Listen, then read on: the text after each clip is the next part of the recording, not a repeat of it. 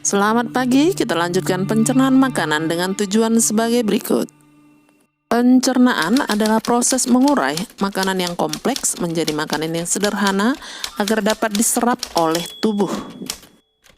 Zat makanan yang kompleks pada makanan adalah makanan yang mengandung karbohidrat, protein, dan lemak. Nah, makanan-makanan ini harus dicerna dulu, diolah menjadi lebih halus supaya dapat diserap oleh tubuh. Diolah menjadi bahan makanan yang sangat sederhana agar dapat diserap oleh tubuh. Sebelumnya kita sudah belajar mengenai makanan-makanan yang mengandung karbohidrat, yang mengandung lemak, dan mengandung protein. Itu harus dicerna semuanya di dalam tubuh kita. Proses pencernaan dalam tubuh kita terbagi dua, yaitu pencernaan mekanik dan pencernaan kimiawi atau enzimatis. Pencernaan mekanik artinya pencernaan yang bertugas untuk memotong-motong makanan dari yang besar, berukuran besar menjadi berukuran yang lebih kecil. Sedangkan pencernaan kimiawi atau pencernaan enzimatis ini adalah pencernaan yang dibantu oleh enzim yang terdapat dalam organ-organ pencernaan kita. Pencernaan mekanik yaitu terjadi dalam mulut karena di mulut ada gigi, ada lidah untuk membolak-balik makanan. Kemudian kalau pencernaan kimiawi itu terjadi di dalam mulut karena ada enzim petialin, air liur, kemudian di lambung dan di usus halus. Kita masuk organ-organ pencernaan pada tubuh manusia, yaitu alat-alat yang berfungsi untuk mengolah makanan menjadi makanan yang lebih sederhana supaya dapat diserap oleh tubuh. Secara berurutan, organ-organ pencernaan kita dimulai dari mulut, kemudian dilanjutkan ke kerongkongan, dilanjutkan ke lambung, kemudian ke usus halus, usus besar, dan terakhir akan dikeluarkan melalui anus.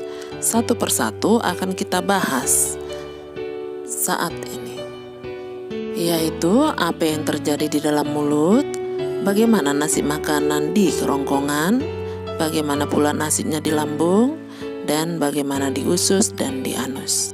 Sebelumnya kita lihat dahulu fungsi organ-organ pencernaan berikut ini.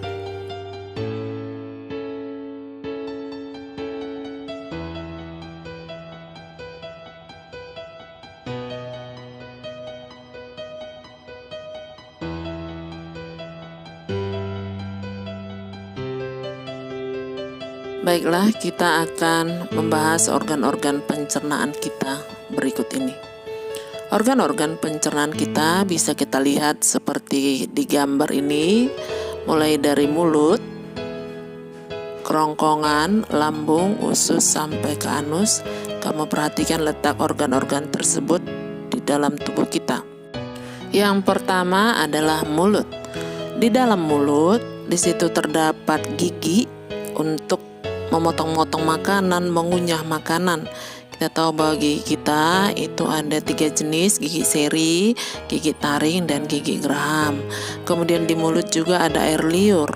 Nah, air liur kita ini mengandung enzim petialin untuk mencerna makanan secara enzimatis.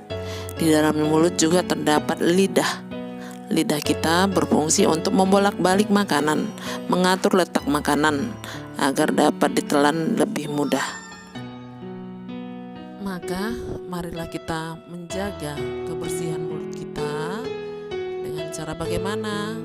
Gosoklah gigimu setiap hari supaya gigimu dapat tahan lebih lama, karena gigi ini kan kita pakai sampai tua. Maka kita seringlah menggosok gigi, terutama pada saat mau tidur. Kemudian air ludah juga, air liur jangan dibuang-buang, sayang ya, karena air ludah kita mengandung enzim petialin yang berfungsi untuk mencerna karbohidrat menjadi glukosa. Glukosa lah yang bisa diserap oleh usus. Berikutnya kita masuk ke kerongkongan. Nah, kerongkongan ini panjangnya sampai ke lambung itu bisa mencapai 25 cm.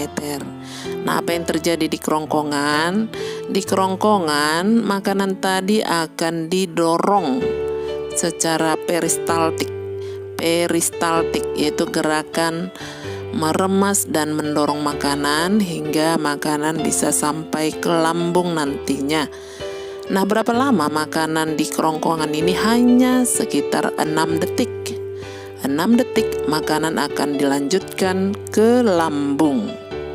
Maka hati-hati dalam memakan sesuatu supaya tidak terjadi istilahnya tersedak. Maka janganlah makan sambil berbicara. Oke, baik, kita lanjutkan. Lambung. Apa yang terjadi dalam lambung? Di dalam lambung makanan akan dicerna secara enzimatis. Kenapa? Karena di dalam lambung kita terdapat enzim.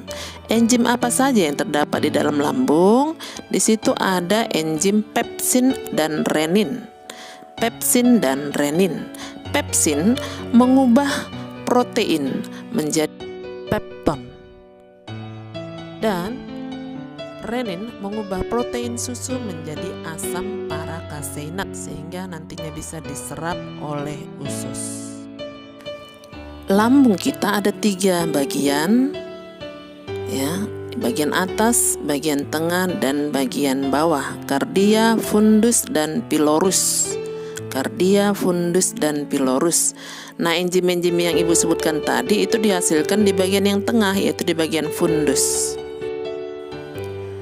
Organ berikutnya adalah usus halus. Usus halus atau usus kecil. Nah, panjang dari usus halus kita itu bisa mencapai 12 meter. Pada orang dewasa bisa mencapai 12 meter. Apa yang terjadi di usus halus? Di usus halus kita terjadi pencernaan secara kimiawi atau secara enzimatis. Kenapa? Karena di usus halus kita di situ terdapat enzim.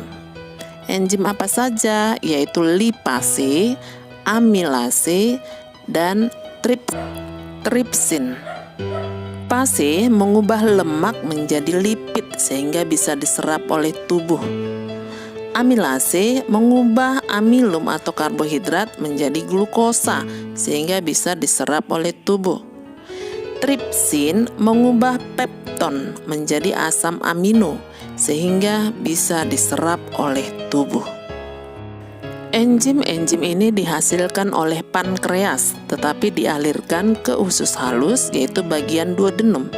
Nah, usus halus terbagi 3 ya, duodenum atau usus 12 jari, usus kosong atau jejunum, dan usus penyerapan atau ileum.